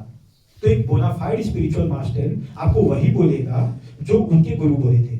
उनके गुरु क्या बोले थे? जो उनके गुरु बोले थे। और अल्टीमेटली वो ज्ञान कहां से आ रहा है? कृष्ण से आ रहा है। और जो कृष्ण से ज्ञान आ रहा है ना, दैट इज एब्सोल्यूट, उसमें कोई झोल नहीं है, हमें वही ज्ञान लेना चाहिए। दैट इज वाई हमारे जो इस्कॉन का जो बुक है भगवत गीता, जो श्रील प्रभुपाद जी लिखे हुए हैं, उसमें आप देखोगे नाम क्या लिखा रहता है? भगवत गीता यथारूप। इंग्लिश में क्या रहता है? Bhagavad Gita as it is. जैसा भगवान बोले एज इट इज हमें समझना चाहिए, हमें खुद का बुद्धि नहीं लगाना चाहिए। तो आपको इस्कॉन में ये सब कुछ मिलेगा बोनाफाइड वे में, कुछ भी नहीं बोला जाता यहाँ पे। दूसरी बात, अब आपके मन में ये सवाल आ सकता है, सर ठीक है आपने बता दिया ऐसा, पर व्हाई इस्कॉन ओनली? देखो, आप जब भी कोई चीज सीखने के लिए जाते हो, जैसे मान लो किसी भी इंस्टीट्यूट में जा रहे हो, प्रभु हमारे पास टाइम है ना, थोड़ा देर और चलेगा। तो जैसे आप किसी भी इंस्टीट्यूट, जैसे एक प्रभु अभी जो बताएं वो बायो में पढ़ते हैं, तो जब भी आप कोई इंस्टीट्यूट में जाते हो ना, तो आप जनरली 3 पॉइंट देखते हो। क्या क्या देखते हो? सबसे पहला देखते हो कि इस इंस्टीट्यूट की फैकल्टीज कैसे हैं। अगर फैकल्टीज आचार्य बहुत अच्छे हैं तो बढ़िया है, तब जाएंगे। अगर फैकल्टीज ही अच्छे नहीं है तो क्या मतलब? जैसे आप देखेंगे अभी ना इंडिया में बोलबाला मचा हुआ है एलन का। Why Allen is so famous? उससे फैकल्टीज की वजह से।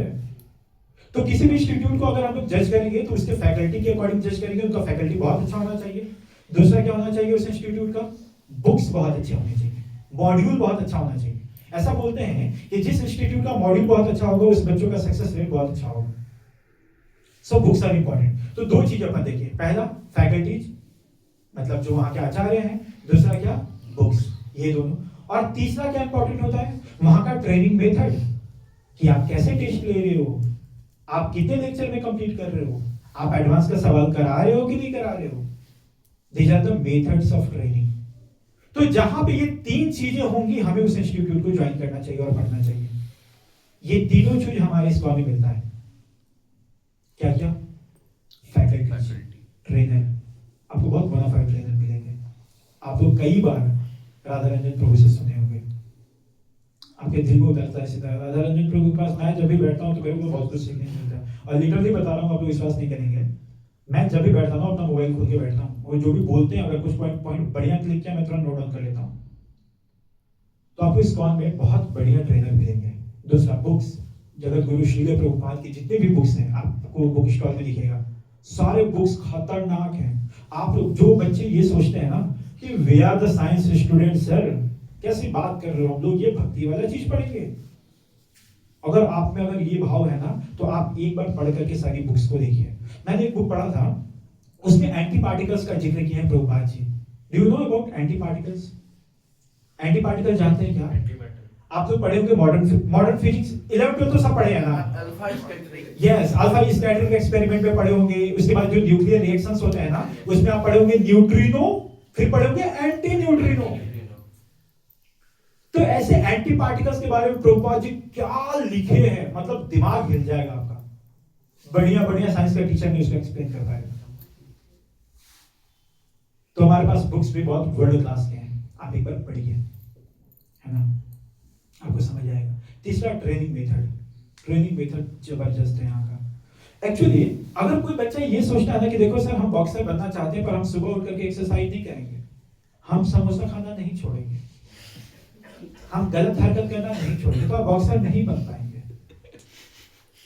है ना। आपको दुनिया से हट के सोचना पड़ेगा। आप सोचेंगे कि हम यहाँ, सॉरी कटरीना कह पा रहा था, आप सोचेंगे कि हम मतलब हीरो की तरह बॉडी भी बना ले और समोसे भी खाएं, पॉसिबल है क्या ऐसा? नहीं। तो आपको अगर बॉडी बनाना है, बॉडी बिल्डर बनना है, तो आपको कोई स्ट्रेटेजी भी अप्लाई करना होगा। आपका ट्रेनिंग सिस्टम बहुत अच्छा होना चाहिए, सुबह उठना चाहिए, एक्सरसाइज करना चाहिए, फ्रूट्स खाने चाहिए, ये स्नैक्स और ये जो बाहर के जो भी चीजें मिलते हैं वो सब, चाउमीन नहीं खाना चाहिए हमें। तो ट्रेनिंग सिस्टम इस बात का बहुत अच्छा है, आपको बहुत नर्चर करता है, क्या है? तो ये सारी बातें। अब थोड़ा हम लोग आगे बढ़ते हैं इसमें। देखो इन तीनों में भी जो सबसे ज्यादा इंपॉर्टेंट है ना, वो है फैकल्टी, आचार्य। आचार्य बहुत अच्छे होने चाहिए, तभी हम लोग समझ पाएंगे। और आचार्य का मैंने पहले ही गुण बताया आपको। प्रॉपर्टी क्या है? आचार्य वो बोनाफाइड है जो बोनाफाइड परंपरा में आते हैं, जो 4 परंपरा की बात की, और वही बातें बोले जो कि उनको इंस्ट्रक्ट करा गया, जो परंपरा से बातें आई हैं वही एज इट इज बोले, वो खुद का कुछ ना बोले। अब इसमें आप देखेंगे कुछ तरीका बताया गया, भगवान बताए हैं कि गुरु से कैसे शिक्षा लेना चाहिए, the way to get knowledge from the guru. अब ये क्या है, इस पर भी थोड़ा बात करते हैं। भगवद गीता में एक श्लोक आता है, भगवान श्री कृष्ण कहते हैं, आप लोग ये रिपीट करेंगे, उसके बाद मैं आपको समझाता हूँ। तद विधि प्रणिपातेन परिप्रश्नेन सेवया, तद विधि प्रणिपातेन परिप्रश्नेन सेवया, उपदेशयन्ति ते ज्ञानम् ज्ञानिनस्तत्त्वदर्शिनः, तद्विधि प्रणिपातेन परिप्रश्नेन सेवया, उपदेशयन्ति ते ज्ञानम् ज्ञानिनस्तत्त्वदर्शिनः। What it means? तद्विधि प्रणिपातेन, क्या विधि है? पहले बोनाफाइड मास्टर ढूंढो, जिसके बारे में अपन बात कर लिए हैं। उसके बाद प्रणिपातेन, मतलब प्रणिपात करो, उनको प्रणाम करो। उसके बाद बोलते हैं परिप्रश्नेन सेवया, मतलब पहले गुरु का सेवा करो, उसके बाद उनसे विनम्रता पूर्वक सवाल करो। ऐसा क्यों? क्योंकि वो जो गुरु है ना, वो आत्म साक्षात्कार कर चुके हैं, वो अपने आप को इंट्रोस्पेक्ट कर चुके हैं, वो भगवान के तत्वों को समझ चुके हैं, और जो भगवान के तत्वों को समझेगा वही भगवान के तत्वों को आप तक पहुंचा पाएगा ना। जो व्यक्ति को लॉज ऑफ मोशन का न्यूमेरिकल सॉल्व करना आता है वही आपको प्रोसेस बताएगा ना। तो भगवान बताते हैं कि पहले बोनाफाइड मास्टर ढूंढो, उसके बाद उनका सेवा करो, उसके बाद उनसे विनम्रता पूर्वक सवाल करो। तो दिस इज द प्रोसेस। मैं फिर से रिपीट कर रहा हूं, बोनाफाइड मास्टर ढूंढो, दूसरा उनका सेवा करो, तीसरा विनम्रता पूर्वक सवाल करो। उसके बाद विनम्रता पूर्वक जब सवाल करते हैं तो फिर हमें गुरु से इंस्ट्रक्शन लेना चाहिए कि गुरुजी आप क्या कहना चाहते हैं, आप बताओ मुझे कैसे लॉज ऑफ मोशन का तैयारी करना चाहिए। He will instruct you, आपको जो इंस्ट्रक्शन देंगे फिर उस इंस्ट्रक्शन को फॉलो करना चाहिए। कैसे? By applying 360 degree mind. ये 360 डिग्री माइंड क्या होता है? देखो, श्रम करने का मतलब होता है हार्ड वर्क करना। फिर ये परिश्रम का मतलब क्या होता है? हार्ड वर्क इन 360 डिग्री, मतलब सारा बुद्धि लगा देंगे, सारे एंगल में सोच लेंगे। अगर लॉज ऑफ मोशन में सीखना है जी तो ये बुक से बनाएंगे, इस बुक से बनाएंगे, इस बुक से बनाएंगे, ऐसे क्वेश्चन सॉल्व करेंगे, ये मेथड हो सकता है, ये मेथड हो सकता है, स्मार्ट मेथड हो सकता है, बेसिक मेथड हो सकता है। 360 डिग्री का दिमाग लगाओ। जब 360 डिग्री का दिमाग लगाते हो आप, जब परिश्रम करते हो तो गुरु को प्रसन्नता होती है, और जब गुरु प्रसन्न होता है तो कृष्ण को प्रसन्नता होती है, और जब कृष्ण प्रसन्न होते हैं तो सक्सेस मिल जाता है। So this is the way to get success. मैं फिर से रिपीट कर रहा हूं, आपको याद होना चाहिए। सबसे पहला पॉइंट, बोनाफाइड स्पिरिचुअल मास्टर ढूंढेंगे। दूसरा, सेवा करेंगे। सेवा करने का क्या मतलब? उनका पैर दबाएंगे। हाँ, ये भी एक सेवा है, पर अभी अलाउड नहीं है ना, मतलब अभी ऐसा प्रैक्टिकल नहीं लगता आपके लिए। तो सेवा करने का मतलब क्या है? उनके इंस्ट्रक्शन को फॉलो करना, वो जो कह रहे हैं एज इट इज फॉलो करना, दैट इज सेवा।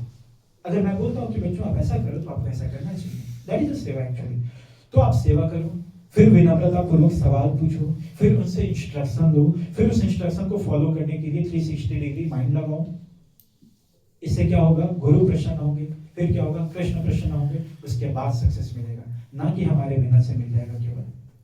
तो this is the way to get success. और मैं सही बताऊं, एक चीज आप देखेंगे यहाँ पे, मतलब पता है हमारे लाइफ में ना, अगर गुरु खुश रहता है ना, हमें सब कुछ मिल जाता है। और गुरु खुश रहते हैं तो कृष्ण तो मिलते ही, जैसा कि मैंने बताया। एक स्टोरी, अभी स्टोरी पे तो नहीं जाएंगे, अब हमारा समय कम है। नरोत्तम दास ठाकुर करके एक हमारे बहुत ही बढ़िया आचार्य रहे हैं, नरोत्तम दास ठाकुर, है ना। कभी होगा, अगर हमारा रेगुलर ऐसे क्लास चलता है तो वी डिस्कस अबाउट हिम। तो नरोत्तम दास ठाकुर के ना, एक बार वो नरोत्तम दास ठाकुर जा रहे थे मायापुर भ्रमण के लिए। तो उनके भाई रहते, वो बोलते हैं कि भैया आपके लिए मैं गाड़ी का व्यवस्था कर दूं क्या, मैं पैसों का व्यवस्था कर दूं क्या, खान पान का व्यवस्था कर दूं क्या, आपको दिक्कत होगा ना जाते समय, तो मैं सारा व्यवस्था कर देता हूँ। नरोत्तम दास ठाकुर को अपने गुरु और भगवान गौरंग पे इतना भरोसा था ना कि वो बहुत बढ़िया, एक बहुत सुंदर सा एक लाइन बोलते हैं, वो मैं आपको सुनाता हूँ, बहुत बढ़िया लगेगा। क्या बोलते हैं वो? धन मोरा नित्यानंदा, पति मोरा गौरंगा, प्राण मोर युगल किशोर। मतलब धन मोरा नित्यानंदा, पति मोरा गौरंगा, प्राण मोरा युगल किशोर। धन मोरा नित्यानंदा का मतलब नित्यानंद कौन है? वो आदि गुरु हैं, बलराम जी हैं एक्चुअली। तो धन हमारे कौन होते हैं? गुरु होते हैं। उनके साथ हमारे रिलेशन बहुत अच्छा होना चाहिए, बहुत प्यारा रिलेशन होना चाहिए। पर हम अभागे हैं एक्चुअली, हम लोग मॉडर्न एजुकेशन में है ना, तो गुरु का रिस्पेक्ट करना नहीं सिखाया जाता है। आप जिस इंस्टीट्यूट में पढ़ते हैं, अगर आप गलती से भी कुछ, अगर कोई टीचर आपको डांट देगा ना, तो आप जाके कंप्लेन कर देते हैं, कंप्लेन कर देते हैं। वो रिलेशनशिप स्टैब्लिश नहीं हो पाता है। मैं लिख के देता हूं, कभी आप सक्सेस नहीं कर पाएंगे। गुरु के साथ रिलेशन बहुत स्वीट होना चाहिए। हमारा प्राण है वो, हमारे धन है वो हमारे। फिर क्या बोलते हैं नरोत्तम दास ठाकुर? धन मोरा नित्यानंदा, इसके बाद पति मोरा गौरंगा। पति मतलब, पति का मतलब क्या? मेंटेनर है एक्चुअली, जो हमें मेंटेन करते हैं। पति मोरा गौरंग, गौरंग मतलब चैतन्य महाप्रभु, वो हमारे पति है, इज द मेंटेनर। और प्राण कौन है? युगल किशोर। युगल किशोर मतलब राधा कृष्ण। तो जो ऐसे हमारे जीवन में यही होना चाहिए एक्चुअली, हमारा भाव यही होना चाहिए, हमारे गुरु, हमारे कृष्ण, बस और कोई नहीं एक्चुअली में। खैर, this is all about today. तो हाँ, मैं बता रहा हूँ आपको कि आप जिस जगह पे आए ना, आप तो बहुत लकी है। मैं नहीं आ पाया था अपने टाइम पे इस जगह पे, तो मैं थोड़ा पीछे रह गया। यू आर वेरी लकी, आप आए हैं, आपको यहाँ पे प्रॉपर गुरु मिल गए, हिज ग्रेस राधा रंजन प्रभु मिले। तो आप प्लीज उनसे कॉन्टेक्ट में रहिए, आप उनसे पूछिए, आप उनसे सीखिए। आपको केवल स्पिरिचुअली नहीं, वो मटेरियली भी बहुत हेल्प कर सकते हैं, बहुत पढ़े लिखे व्यक्ति हैं। मैं तो बहुत कुछ सीखता हूँ। तो आप आते रहिए, मिलते रहिए। तो आज के लिए इतना ही। Thank you so much. Hare Krishna. कोई क्वेश्चन है तो पूछ सकते हैं, कोई भी क्वेश्चन। आज के लेक्चर से बाहर भी अगर कोई आप लोग कुछ प्रॉब्लम्स है तो। प्रभु जी, भगवत गीता पढ़ते हैं तो कभी कभी जैसे उच्चारण सही से नहीं हो पाता है, गलत हो जाता है, तो उससे कोई दिक्कत नहीं? कोई प्रॉब्लम नहीं। एक्चुअली क्या होता है कि जब आप कोशिश करते हैं ना, भगवान उसी में खुश हो जाता है। अरे मेरा बच्चा कोशिश कर रहा है, मेरी तोतली भाषा बोल रहा है, कितना क्यूट बोल रहा है, बोल बोले बेटा, कोई प्रॉब्लम नहीं। तो भगवान ऐसे बोलते हैं, बोलो बोलो बढ़िया, आप बोलो, कोई प्रॉब्लम नहीं है ना। टूटी फूटी भाषा में बोलो, थोड़ा गलत भी बोलो, चलेगा। धीरे धीरे वो रिफाइन हो जाएगा। इंपॉर्टेंट क्या है पता है? आपका इंटेंशन। आपका इंटेंशन बहुत इंपॉर्टेंट है कि आप किस इंटेंशन से पढ़ रहे हैं। हाँ, एक चीज और मैं बताऊं, भगवत गीता, जैसा इन्होंने पूछा, भगवत गीता पढ़ते समय कई बार ना हम लोग श्लोक को स्किप कर देते हैं, डायरेक्ट मीनिंग पे आ जाते हैं। ऐसा मत करो। क्यों? एक्चुअली जो वाइब्रेशन होता है ना वो श्लोक का, वो वाइब्रेशन आपके दिमाग पे बहुत असर करता है। आपको पता है हम लोग ज्यादा जल्दी कब सुनते हैं, मतलब सीखते हैं, देख के या सुन के? सुन के। तो वाइब्रेशंस आर वेरी इंपॉर्टेंट। तो आप जैसे भी पढ़ रहे हो ना, पढ़ो, वो वाइब्रेशन बहुत इंपॉर्टेंट है। भले आपको समझ आए नहीं आए, बहुत स्वीटली बोले ना बोले, भगवान को बड़ा स्वीट लगता है। चलेगा? और कोई? अच्छा, जैसे कि शरीर में आत्मा होता है ना सर जी, तो हम लोग देखते हैं आंख से। हाँ। अगर आत्मा शरीर छोड़ दे, आत्मा छोड़े शरीर, हाँ। तब आत्मा देख सकता है या नहीं देख सकता? मतलब आंख तो शरीर में ही था। अच्छा, आत्मा देख सकता है कि नहीं? हाँ। एक्चुअली जैसे इस बॉडी का, ये बॉडी जो है हमारा ग्रॉस बॉडी है, राइट? तो ग्रॉस बॉडी की जो आंखें भी है ना, वो भी ग्रॉस बॉडी में आता है, मतलब ये मटेरियल आई है। बिल्कुल वैसे ही जो आत्मा होता है उसको बोलते हैं, अपन कह सकते हैं ट्रांसेंडेंटल बॉडी, तो ट्रांसेंडेंटल बोल सकते हैं, वो आध्यात्मिक है वो। तो उसकी आध्यात्मिक सेंसेज भी होती हैं। आत्मा को भी सुख का अनुभव होता है, आत्मा को भी दुख का अनुभव होता है। आत्मा देख सकता है, सुन सकता है, आध्यात्मिक आंखें होती हैं उनके पास, तो वो दिखाई देता है। अगर आत्मा देख सकता है तो आत्मा है, तो फिर आँख क्यों बनाए हम लोग को? एक्चुअली आत्मा और जो शरीर है ना वो मतलब एंटायरली डिफरेंट एंटिटी है। जैसे हमारा ये बॉडी मटेरियल का बना हुआ, जो दुनिया है ना मटेरियल वर्ल्ड है, और जो आत्मा है ना वो आध्यात्मिक है, वो स्पिरिचुअल है। स्पिरिचुअल वर्ल्ड की चीजों के साथ ही वो इंटरेक्ट कर सकता है, मटेरियल के साथ वो इंटरेक्ट कर ही नहीं सकता है। तो जब आत्मा को इस धरती पे भेजा जाता है, मटेरियल वर्ल्ड में भेजा जाता है, तो अब आत्मा का नेचर बिल्कुल अलग है मटेरियल से, मैटर से। तो मैटर के साथ इंटरेक्ट कैसे करेगा? तो आत्मा को एक मटेरियल आई दिया जाता है जिससे अपन इंटरेक्ट कर पाते हैं। तो आत्मा टच भी नहीं कर पाए, आत्मा इंटरेक्ट कर ही नहीं पाएगा मैटर को, क्योंकि हम लोग का कोई लेना देना ही नहीं है इससे, हमारा कोई वास्तविकता नहीं है। तो अगर हम इसके कांटेक्ट में आना चाहते हैं तो हमारे पास मटेरियल आई होना चाहिए। जैसे आप मान लीजिए समंदर में डुबकी लगा रहे हैं, तो हमारा बॉडी समंदर में पानी में रहने के लिए नहीं बनाया गया है। फिर भी अगर हम समंदर में जाना चाहते हैं तो एक प्रॉपर सूट चाहिए, एक प्रॉपर ऐसा कवरिंग चाहिए, ऑक्सीजन सिलेंडर चाहिए। तो ये क्या है? This is the medium to connect between us and the water system. बिल्कुल वैसे ही इंसान का जन्म इस पृथ्वी पे क्यों हुआ है, उसका क्या उद्देश्य है? और हाँ, वेरी गुड क्वेश्चन। वो इंडिविजुअल कैसे पता चलेगा कि मेरा क्या उद्देश्य है? Yes, very good. ये पता चलेगा डीवाईएस का क्लास करने के बाद। Discover yourself. एक्चुअली यहाँ पे प्रभु अभी डीवाईएस का कोई कोर्स होने वाला है? मंडे से। यस, वाह, इतना जल्दी। मैंने बोला ना कि आप बहुत बढ़िया से सवाल करेंगे तो भगवान तुरंत खुश हो जाते हैं। इतना खुश हो, कल ही क्लास स्टार्ट हो रहा है। मतलब परसों ही।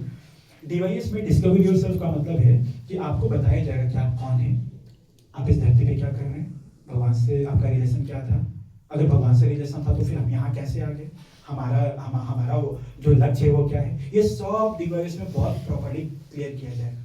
मैं आपको बता सकता हूँ, बट शॉर्ट वे में अभी आपको बता सकता हूँ। मैं एक्चुअली क्या था ना, टाइम तो जा रहा है पर फिर भी, एक्चुअली हम ना कृष्ण के साथ रहते थे वहाँ पे, बहुत खुश थे। हाँ, कृष्ण पे डिपेंडेंट थे हम लोग। फिर हम ना बड़े हुए, हमें लगा कि भैया हम किसी के अंदर में नहीं रहेंगे, बाहर जाएंगे, आपसे दूर रह के खुश होंगे। तो भगवान बोले कि आर यू श्योर, तो मेरे से दूर रह के खुश हो जाएगा? पर हम थोड़े जिद्दी थे, हाँ कृष्ण आई बी हैप्पी। तो भगवान बोले ठीक है, चलो तुम्हारे लिए एक नया जगत बनाते हैं, जाओ वहाँ ट्राई कर लो खुश रहने का। फिर हम लोग इस जगत में आते हैं मालिक बनने के लिए। वहाँ पे क्या थे? भगवान के दास थे, तो दासत्व स्वीकार नहीं किए। हमें लगा कि हम मालिक बनेंगे, तो मालिक बनने यहाँ आते हैं। और जब मालिक बनते हैं यहाँ पे इस धरती पे आके, हाँ, किसी का पति बनना चाहते हैं, किसी का बॉयफ्रेंड बनना चाहते हैं, किसी का भाई बनना चाहते हैं, किसी का बाप बनना चाहते हैं, किसी का मालिक बनना चाहते हैं। और जब मालिक बन के यहाँ पे कटते पिटते हैं, ब्लू ड्राम में जब पैक हो जाते हैं तो हमें पता चलता है कि ना, गलत है। तो फिर हमें लगता है कि नहीं, हमें तो वापस जाना चाहिए। फिर हमें भगवान के पास वापस जाने का कोशिश करते हैं। फिर हमें गुरु मिलते हैं, फिर वो बताते हैं भगवान के बारे में, फिर हम वापस जाते हैं। तो हमारा लक्ष्य यही है, भगवान तक फिर से वापस जाना। इसको डिटेल में भी डिस्कस इन कमिंग सैटरडे। हाँ, चलिए और कोई? अच्छा प्रभु जी, मेरा क्वेश्चन है कि जैसे आपने बताया कि हमारा जो लक्ष्य है वो पास्ट लाइफ के कर्म से बना है। यस। तो जैसे अभी बहुत सारे स्टूडेंट हैं, Yes. तो कोई पर्टिकुलर एग्जाम का प्रिपरेशन कर रहे हैं। यस। तो जैसे मान लीजिए बहुत तो उसमें सक्सेसफुल हो जाते हैं, Yeah. लेकिन जैसे किसी का अगर लक्ष्य नहीं है और उसमें सक्सेसफुल नहीं हो पाता है, फिर भी जैसे हम तो जान गए, तो आगे जो एग्जाम देंगे तो सपोज कर लीजिए कि उसमें लक्ष्य नहीं है, फिर भी अगर उसमें सफल होना चाहे तो इसका कोई उपाय? तो स्टोरी सुने। अगर हम सफल होना चाहते हैं, ठीक है, हो सकता है हमारे भाग्य में नहीं होगा, अपने को उसकी टेंशन नहीं लेनी। हमें खूब मेहनत करना चाहिए, ये मन में रखते हुए कि अपन मेहनत करेंगे, रिजल्ट हुआ तो बढ़िया है, नहीं हुआ तो भी बढ़िया है। हो सकता है कि हमारे भाग्य में जो नहीं हो, भगवान की प्रसन्नता से वो भी मिल जाए, पर अगर वो हमारे लिए ठीक होगा तभी मिलेगा। तो हमें कहीं ना कहीं भगवान पे भरोसा रखना चाहिए कि देखो अगर मिलेगा तो हमारे लिए ठीक होगा, नहीं मिलेगा तो हमारे लिए ज्यादा ठीक होगा, जैसा कि स्टोरी में हम लोग देखें, है कि नहीं? और कोई? एक लास्ट क्वेश्चन लेते हैं क्योंकि टाइम बहुत हो रहा है, मेरे को बहुत दूर जाना है।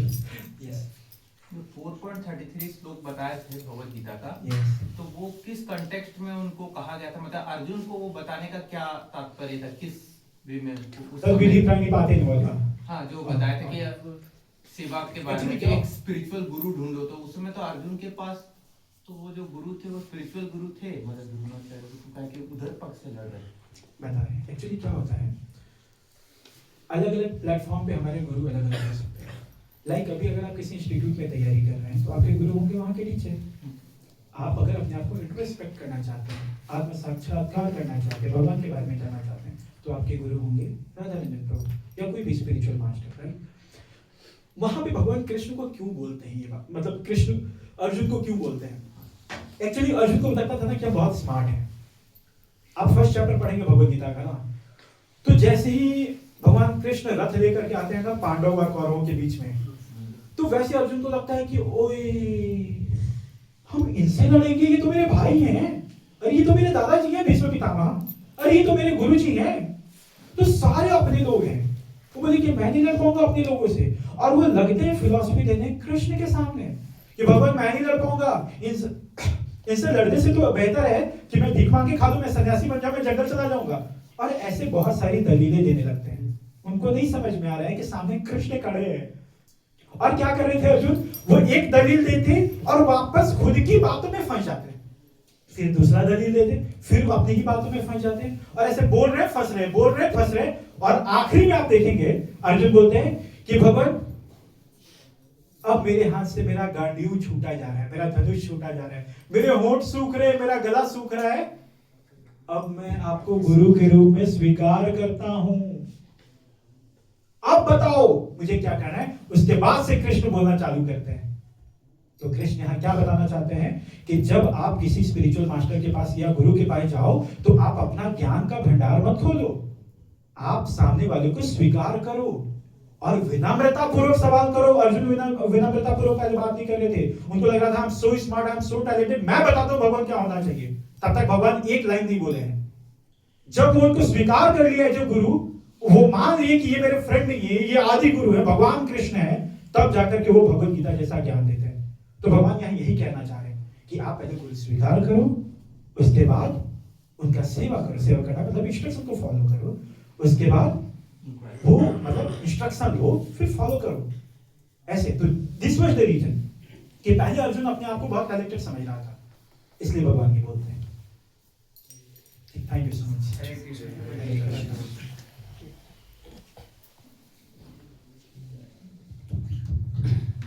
हरे कृष्णा। हरे कृष्णा। तो मैंने बहुत दिन बाद दृष्टि क्लास किया, मैं खुद